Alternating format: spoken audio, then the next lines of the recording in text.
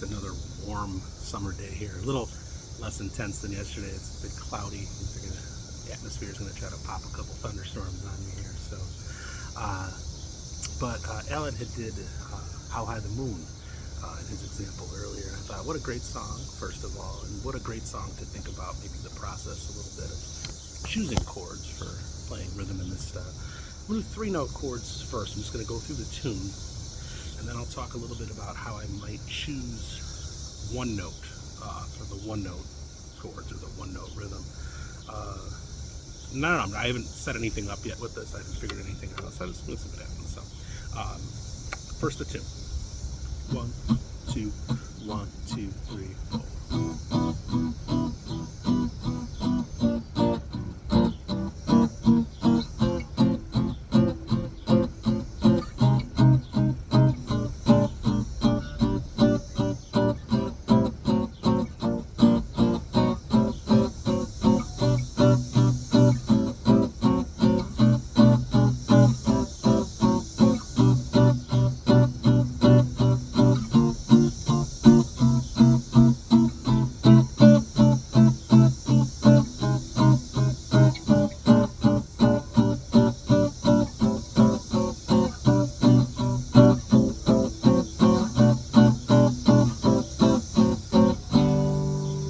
How High the Moon.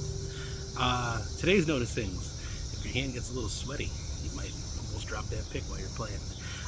Because I do try to keep a pretty loose grip on the pick. Definitely helps the sound be bouncier. Not really holding the pick very tight. I'm also holding the pick like the Mel Bay style with like the side of the finger. I didn't learn that way. I kind of used more of the tip of the finger. It was like a bastardization of Benson picking, but I didn't really get under the string and use it from the elbow. That's unimportant, but very light grip on the pick. Alright, so that was my 3-note voicings, and I did intentionally, I started in the 3rd position, and then I went to the G here the 2nd time through. Just to play in some different registers and to look at some of the other notes that are available to me.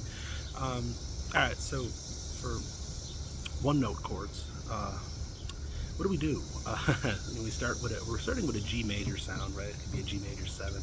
I was doing 6. The original, right? If you look at like a lead sheet for this, it's probably going to say a G major 7. And a 7th is a note we can use.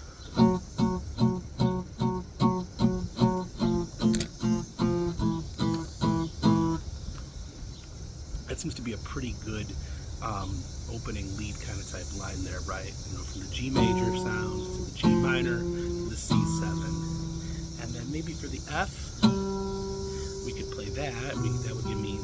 I don't want to do that. I gotta come up here.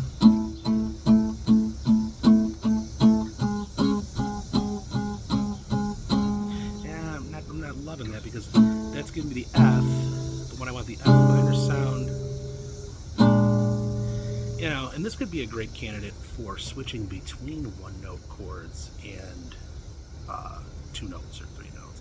Freddie seemed to be able to do that at will, and I don't think it was an accident. I think he would be able to do stuff like, we'll try it, see.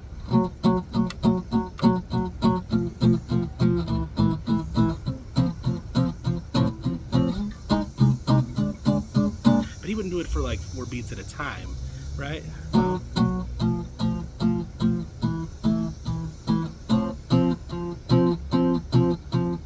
So hard to control and only get the one.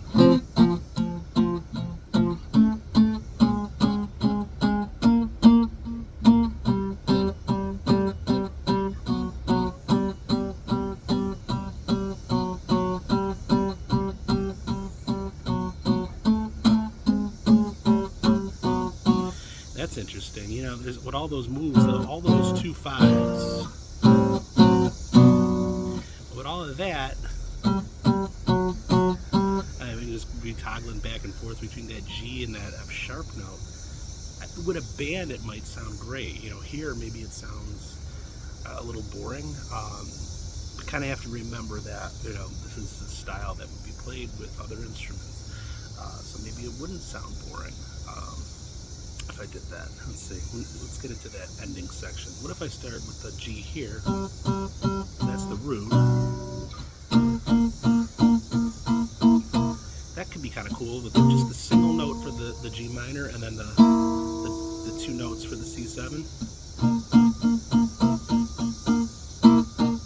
Maybe just on the first beat. That's kind of fun.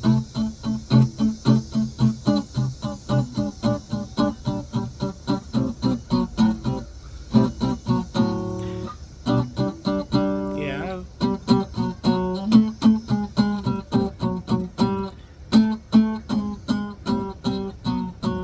That's nice. You get that chromatic from the B minor 7 to the E7 to the A minor 7 to the D7.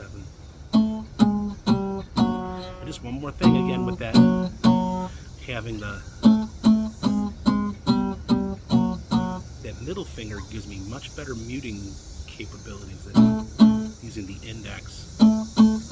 Rings maybe even better than middle. So like if I played one note rhythm, would I spend most of my time using my ring and my middle and not so much my index finger? I think that's something to explore as well. So it's probably long enough for today. But enjoying this, let me know. And if you're not, let me know.